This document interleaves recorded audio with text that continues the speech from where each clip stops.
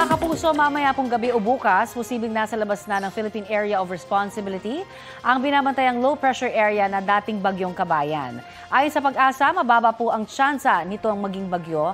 Muli, nito po nga nasabing LPA at huli po yang namataan 185 kilometers south ng Puerto Princesa City, Palawan. Sa kabila po niyan, nagpapaulan pa rin ang trough o extension ng LPA sa western section ng Luzon at Visayas at nagdadala rin po ng masamang panahon sa ilang bahagi ng bansa ang shear line o ang pagsasalubong ng malamig na amihan at mainit na easterlies. Bukod po sa LPA at shear line, uulanin din naman ang northern at central Luzon dahil sa hanging amihan.